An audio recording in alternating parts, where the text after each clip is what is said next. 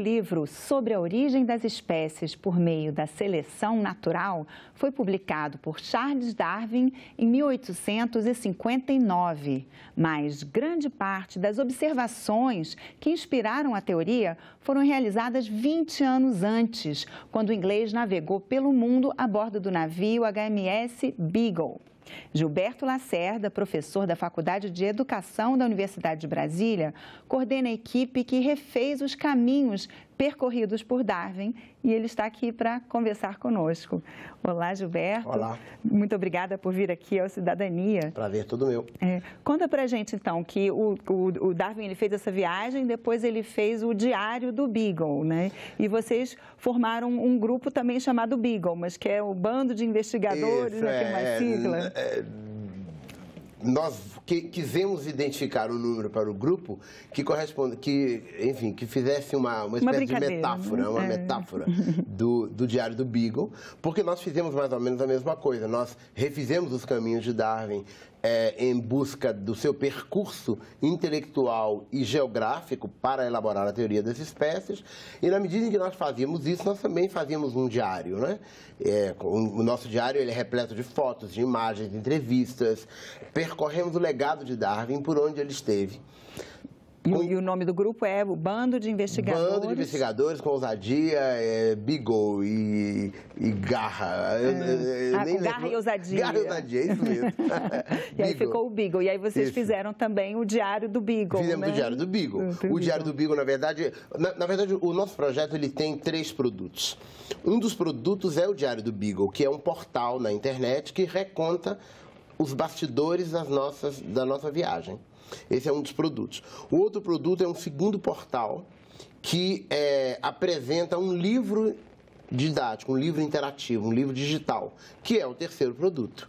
Esse livro digital na verdade, a culminância do nosso trabalho, é ele que mostra os caminhos de Darwin, e ele é um dispositivo multimídia. Ali dentro você tem bancos de imagens, você tem bancos de vídeos, entrevistas, textos, enfim, um conjunto de recursos que levam a criança a entender esse percurso que Darwin fez. Então, esse é um projeto que pode ser compreendido até por crianças, desde criança, não é? Sim. Esse trabalho ele integra o acervo do Museu Virtual de Ciência e Tecnologia da Universidade de Brasília. Todo o trabalho que está dentro desse museu, ele se dirige à divulgação científica. Então, é a universidade falando com o público, sobretudo de fora da universidade, professores, estudantes, o público em geral. O museu é visitado por cerca de 100 mil pessoas por ano. Então, nosso público-alvo é esse, é um trabalho de divulgação científica. Então, a linguagem ela é mais simples, ela não é rebuscada, é uma linguagem de vulgarização.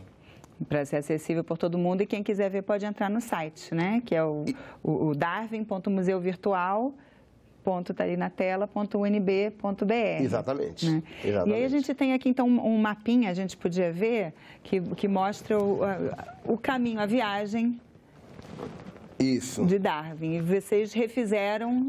Nós refizemos, nós fomos nos principais pontos do percurso feito por Darwin. É importante salientar que o objetivo do nosso trabalho não era Darwin. O objetivo do nosso trabalho era mostrar para a criança, para o jovem, para o adolescente, enfim, como funciona o pensamento científico, e nós usamos Darwin como exemplo. Então, Darwin era... Nós percorremos não apenas os caminhos físicos, Bahia, Rio de Janeiro, Terra do Fogo, Ilha de São Pedro e São Paulo, enfim, mas também os caminhos intelectuais que levaram Darwin a ser quem ele foi e a ter as condições intelectuais de elaborar essa teoria tão impactante na história da ciência. E então a equipe formada por biólogos, geógrafos, historiadores, enfim, nós fomos seguindo esses caminhos e redimensionando o trabalho de Darwin, não somente em termos de divulgação científica, mas também colocando em evidência um legado de Darwin, para que as pessoas entendam exatamente o que aconteceu, tem uma linha do tempo, o que acontecia no mundo naquele momento, por que ele veio no Rio de Janeiro. Naquele momento, o Rio de Janeiro era uma das esquinas do mundo. Todos os navegadores passavam pelo Rio de Janeiro, especialmente aqueles que iam para o sul do mundo, né, Antártica e tudo. Então, eles eram recebidos pelo imperador, que era, todo mundo sabe, Dom Pedro II era um cara muito culto e muito interessado em ciência, em história. Então, ele os recebia, os acolhia. Mas a passagem dele pelo Rio de Janeiro foi muito importante. Ele andou muito nos arredores, observou tudo, né? E tudo isso foram pequenas peças que, 20 anos depois, serviram para elaborar a teoria da evolução das espécies. E você estava falando também que está tudo documentado, inclusive já a infância do Darwin, como ele chegou a ser essa pessoa, né, observadora, curiosa. Isso, exatamente. No livro digital, no e-book lá, nós temos 44 pontos dessa viagem de Darwin. Esses pontos são a infância, onde ele estudou, enfim, são pontos da vida dele, que identificam um percurso intelectual, e em seguida pontos geográficos, né, onde ele esteve, o que ele viu, né, para que as pessoas possam ficar interessadas em entender o pensamento daquele cara. E teve alguma coisa marcante assim na infância dele, já para lançar assim, as fundações para ele depois virar esse pesquisador, observador? Sim, sem dúvida. O Darwin sempre foi, e isso é muito importante, tendo em vista que é um trabalho para crianças, para jovens, sempre teve muita curiosidade, né? O mundo o encantava, ele queria sempre saber os porquês. E buscar os porquês é um dos fundamentos do pensamento científico, né? Se inquietar, tentar identificar razões das coisas, né? E é interessante também, uma coisa que é muito interessante, é que a teoria, esses elementos que Darwin foi coletando ao longo do tempo, ao longo das suas viagens, foram ocasionais. O Darwin não estava a bordo de um navio dele com essa intenção. Na verdade, o Beagle era um navio militar inglês, e o Fitzroy, que era o comandante do navio, tinha o objetivo de refazer as cartas marítimas britânicas daquela região ali. Fitzroy já havia tido outras experiências de navegação antes, e ele tinha depressão. E buscaram alguém para acompanhá-lo no navio, alguém de boa qualidade intelectual, que pudesse conversar com ele, e foi Darwin. Então, Darwin, ele era o gaiato no navio. Ele veio no Beagle, mas só que ele era um homem de ciência, né? Então, ele estava ali e, por acaso, ele começou a observar e a coletar dados. E o acaso também é um ingrediente importantíssimo da ciência. Uma boa parte do conhecimento científico que temos hoje é por acaso, foi por acaso, né? Então, ele foi observando com o olhar de cientista que ele tinha, e, ao longo do tempo, ele teve o escopo necessário para, anos mais tarde, elaborar essa teoria. E ele elaborou, ainda a manteve com ele, porque haviam questões éticas, religiosas no meio. Demorou 20 anos para que ele publicasse o livro, e até hoje ele recebe pedradas. Vamos dar uma olhada então nas imagens que vocês fizeram na viagem, aí você pode ir explicando para a gente um pouco o que é. Então, aqui nós temos algumas imagens das Ilhas Galápagos, né, que pertencem hoje ao Equador. Darwin, o Beagle, atracou nas Galápagos em busca de mantimentos, eles ficaram aí algum tempo, especialmente tartarugas, né? As tartarugas eram muito requisitadas pelos navegadores da época, porque elas eram lanches vivos. Eles colocavam as tartarugas nos navios e iam comendo ao longo do tempo. Então, eles foram aí em busca de mantimentos e tudo mais, e ficaram algum tempo, e Darwin pôde observar as ilhas, a diversidade de animais, né? Mas, sobretudo, o fato de que nas diferentes ilhas, animais com as mesmas características se diferenciavam em função do ambiente em que estavam. Então, o mesmo tipo de passarinho em diferentes ilhas tinham bicos mais longos ou mais curtos, tartarugas com o pescoço mais comprido, com o casco assim ou assado, as aves. Então, foram elementos que foram atiçando a curiosidade dele. Ele foi coletando ossos, coletando conchas, coletando materiais, que mais tarde serviram para que ele elaborasse essa teoria. Aí nós temos um conjunto das tartarugas, né? São tartarugas gigantes, imensas, por isso que elas eram muito prezadas como alimento. Há também uma variação delas, que são as tartarugas marinhas, mas elas são gigantescas, elas são como o tamanho desse painel aqui, elas são muito grandes, né? E aí você estava até explicando que tinha uma ilha que as tartarugas tinham um pescoço mais comprido, porque isso, a vegetação era diferente. Em tartarugas, isso foi uma das observações dele, né? Onde a vegetação era mais alta, as tartarugas tinham um pescoço mais comprido para se alimentar. Em outras, em que a vegetação era mais rasteira, elas tinham inclusive o casco mais rasteiro. Mas eram animais praticamente da mesma espécie, com pequenas variações genéticas. E, então, com isso, ele foi identificando esse superpoder dos seres vivos de se adaptarem aos ambientes em que estão e de transferirem esses elementos de adaptação aos seus descendentes, né? Que é basicamente, a grosso modo, a teoria da evolução. Aí está a nossa equipe, nós temos biólogos, geógrafos, pessoas de diferentes universidades, a Federal do Ceará, a Federal de Pernambuco, a Federal do Rio, da Unesp, daqui da Universidade de Brasília. Era isso. Parte, então, para chegar a esse pensamento científico, né, a metodologia, começa, então, com a observação e aí tem que fazer essa catalogação, como é esse processo? Na verdade, o pensamento científico, de modo geral, ele é baseado em alguns poucos elementos, né? Você se inquietar com algo e perguntar o que é, do que se trata. E, a partir dessa pergunta, você busca uma explicação, que provavelmente já existe. Quando essa explicação não existe, você procura descobrir, criar, nomear, né? Então, você elabora teorias a respeito. É isso, é aquilo, teses, né, que você procura ir comprovando. Então, esses elementos constituem a estrutura do pensamento científico e estão presentes em toda a trajetória do Darwin para elaborar essa teoria e outras coisas que estão no seu percurso intelectual, né? E é muito importante que o jovem tenha acesso a isso, né? Em uma segunda instância, o objetivo do nosso trabalho é despertar o interesse pela ciência, pelas formações científicas.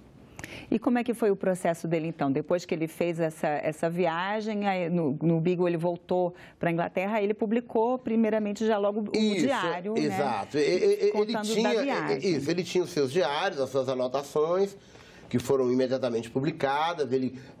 Como ele colecionava, Darwin, inclusive uma das nossas pesquisadoras, trabalha com a rede social do Darwin. Ele tinha um Facebook antes do Facebook, porque ele se correspondia com pesquisadores de todo o percurso em que ele esteve. Então, ele trocava centenas de cartas com pesquisadores desses lugares em que ele esteve e criava redes de conhecimento, de troca de informações.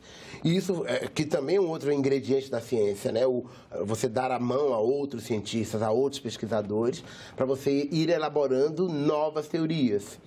Então, Darwin fez isso. Então, nós mapeamos o tempo de Darwin, os cientistas que também estavam ali pesquisando, procurando, indagando, com os quais ele se comunicava, né? Porque ninguém faz nada sozinho e ele tampouco. E aí depois ele ficou, então, mais 20 anos elaborando e comprovando também justamente a ideia dele, né? A teoria, né? Procurando bases teóricas. Isso. Ele foi, a partir dos seus insights, das suas teses, ele foi alicerçando isso com conhecimento já consolidado, nesse contato com outros pesquisadores, chegou a conclusões essas que já naquela época causavam tremores, né? Porque afetavam crenças religiosas da origem do homem, da origem das pessoas. Então, tudo aquilo foi mantido durante muito tempo num círculo mais fechado, até que, finalmente, 20 anos depois da sua viagem, ele publicou a teoria, o grande livro da teoria da evolução das espécies, que é um dos pilares da ciência até hoje. E é até interessante, eu vi até no site de vocês que teve também um outro cientista, né, o Wallace, que chegou às mesmas conclusões, mais ou menos na mesma época. Exatamente. Ele ainda não tinha publicado, e acabou que eles publicaram juntos. Exatamente, eles publicaram praticamente juntos, que é uma outra característica da ciência, né? Como eu falei agora há pouco, o cientista não trabalha sozinho, ele sempre trabalha numa rede, né, de colaboração. E fazia parte dessa rede do Wallace, do Darwin, esse cientista Wallace, e outros pesquisadores, né, com os quais ele se correspondia. Então, às vezes, assim, quando as ideias estão tão prontas, elas acabam surgindo na mesma época. Às vezes, no contexto da produção da ciência, você é como um vulcão. Você vai tendo ideias e elementos que vão se somando e vão fervendo até que, de repente, eclode, que é uma nova teoria, uma nova ideia, a comprovação de uma tese, né? Então, a história da ciência é repleta de exemplos assim, né? Como Marie Curie, por exemplo, com a sua empreitada no campo das partículas atômicas, como Einstein e tantos outros cientistas. E nós esperamos que o nosso trabalho faça com que o jovem, a criança, se interesse por esse universo e, quem sabe, mais tarde ele possa enveredar pelos caminhos da ciência e ser um cientista. Agora, essa teoria, como você já lembrou aqui, até hoje ela é bastante questionada, tem gente que se sente um pouco abalado, ameaçado, sim. Não quer nem falar muito sobre ela. É uma teoria controversa, não é? Você tem até hoje você tem toda uma tradição criacionista que acredita que o homem foi criado do zero por Deus, na Bíblia, Adão e Eva, né? É uma teoria, uma versão que arrasta milhões de pessoas no mundo afora, né? Então, enquanto que você tem as ossadas de dinossauros, de onde vieram essas ossadas, né? Elas estavam ali. Você tem as florestas petrificadas, animais petrificados que estão ali há milhões de anos, né? Então, na verdade, a ciência contra a fé. Por um lado, a ciência com suas evidências e, por outro lado, a fé, que funciona de outra forma, são conhecimentos distintos. Eu já ouvi nem sempre a palavra me escapou agora, mas são conhecimentos distintos que nem sempre se encontram, né? Normalmente fica um de um lado ou do outro. Apesar de que eu já vi também uma versão dizendo que você também pode interpretar, né? Quando diz Adão e Eva, na verdade seriam duas células, né? Sim, que poderiam há uma série ser, de possibilidades de interpretações. Para tentar fazer essa conjunção. Exatamente, aí, né? Dessa passagem bíblica que influencia a vida de tantas pessoas pelo mundo afora, né? É um conhecimento válido, é um conhecimento produzido pela humanidade. É a mesma humanidade que produziu o conhecimento religioso, produziu o conhecimento científico, né? Somos nós, ninguém veio de fora, ninguém veio de Marte. Agora, assim, muitos criacionistas questionam dizendo que justamente é apenas uma teoria, mas é uma teoria que já foi bastante confirmada, comprovada, já dá para dizer. Evidências físicas, né?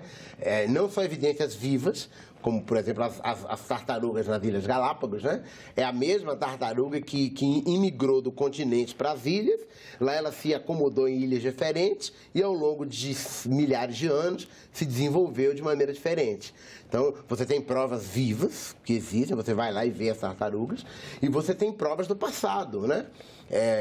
Dinossauros, enfim, todo um passado geológico que está aí, batendo na porta. E no caso das Ilhas Galápagos, por que lá é um ponto assim tão bom de observar que ajudou a chegar a essas conclusões? Não as tartarugas que elas nadam, mas os outros animais eles acabaram ficando isolados, né? As iguanas. Porque, enfim, é um arquipélago, né? É um conjunto de ilhas que elas têm características diferentes.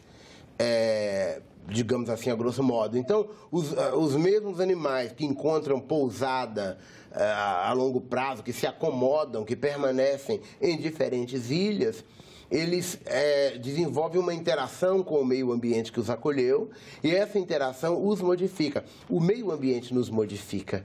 É isso que Darwin diz, né? O meio ambiente nos modifica. E essa modificação em nós, causada pelo meio ambiente, ela nos modifica fisiologicamente e nós somos capazes de transmitir essas modificações aos nossos descendentes. Isso aconteceu com os seres humanos. A ciência mostra que o ser humano saiu da África, né, e se distribuiu pelo mundo. E ele foi se adaptando às diferentes condições do mundo. Onde tinha mais sol, as pessoas eram mais escuras. Onde tinha menos sol, elas eram mais claras. por uma necessidade de adaptação ao ambiente, né? E essas características são integradas à carga genética do indivíduo, que são transferidas aos seus descendentes. Isso acontece com todos os animais, com as girafas, com aqueles pescoções, né? Ou com outros animais que têm pescocinhos, né? Mas a base, a matriz é a mesma. Que é aquela que é a parte da seleção natural, né? O animal que está um pouco mais adaptado é o que vai transmitir a capacidade de sobrevivência do indivíduo, ela é diretamente proporcional à sua capacidade de adaptação. Aqueles que se adaptam mais sobrevivem, os que se adaptam menos morrem. Né? E aí os que eles sobrevivem, inclusive, para as novas gerações, já vão transmitindo aquelas... Exatamente, sobrevivem. Essa sobrevivência corresponde a uma adaptação ao meio ambiente que os afeta e essa adaptação tem uma carga genética que é afetada e que, consequentemente, é transmitida aos descendentes, né? E na nossa equipe de trabalho, nós procuramos ter atores de diferentes áreas do conhecimento que são capazes de fazer com que esse conhecimento todo interaja, né? A questão da geografia, então nós tínhamos uma climatologista, Darwin, no seu diário, ele fala muito do clima, ele descreve muitas coisas relacionadas a clima. Então nós tínhamos uma geógrafa climatologista, que era uma professora de São Paulo, que usou esse projeto para fazer um estágio de pós-doutorado sob minha direção aqui na Universidade de Brasília. Nós tínhamos um geógrafo especialista em geologia, em pedras, em rochas. Nós tínhamos uma bióloga que tinha essa visão mais ampla de tudo isso. Um historiador, né? Um fotógrafo. Ao longo do tempo, nós agregávamos pessoas, cinegrafistas, enfim... Fomos agregando pessoas ocasionalmente aqui e acolá, porque nós fizemos de tudo. Por exemplo, no Rio de Janeiro, Darwin foi a cavalo para o norte fluminense. Nós fomos de bicicleta. Então, nós alugamos bicicletas e fizemos um roteiro que se chama, inclusive, Os Caminhos de Darwin, que é o caminho que Darwin percorreu pelo norte fluminense, né? Depois, nós alugamos lanchas que nos levaram às Ilhas Cagarras. E foi muito interessante porque foi exatamente na época em que o Rio de Janeiro se preparava para receber as Olimpíadas. E quando Darwin chegou no Rio de Janeiro, como eu disse agora há pouco, o Rio de Janeiro era uma das esquinas do mundo. Uma das coisas que chamou a atenção de Darwin é que quando ele chega no porto, no Rio de Janeiro, haviam navios com bandeiras do mundo inteiro. E aconteceu a mesma coisa conosco. Nós fomos às Ilhas Cagarras e quando nós voltamos para a Baía da Guanabara, estava tendo uma das regatas preparatórias para as Olimpíadas. Então, nós tínhamos o mesmo cenário, veleirinhos com bandeiras de vários países, né? Então, são coincidências. Nós ficamos hospedados em Botafogo, que foi exatamente onde Darwin ficou, quando ele esteve. Então, são coincidências, né? Uma das nossas pesquisadoras, o antepassado dela, ele era dono do único estaleiro que tinha na cidade do Rio de Janeiro quando Darwin esteve lá. Então, muito provavelmente, o Beagle foi nesse estaleiro para fazer algum reparo, algum ajuste, né? Então, enfim, são coincidências. Poxa, infelizmente, nosso tempo acabou, mas quem quiser saber mais, pode entrar. Vamos só relembrar, darwin.museuvirtual.unb.br, né? Lá tem coisas completas. Gilberto, muito obrigada pela sua participação aqui. Eu conversei com Gilberto Lacerda, coordenador da equipe Beagle, que refez os caminhos percorridos por Darwin. Se você quiser rever, baixar ou repassar o link desse programa, é só acessar nossa página na internet, no endereço senado.leg.br/TV ou o canal da TV Senado no YouTube. E se você quiser fazer algum comentário, crítica ou sugerir um assunto para a gente discutir, você pode mandar um WhatsApp para 61 99966 1616 ou telefonar gratuitamente para 0800 61 22 11. Obrigada pela atenção e até o próximo Cidadania.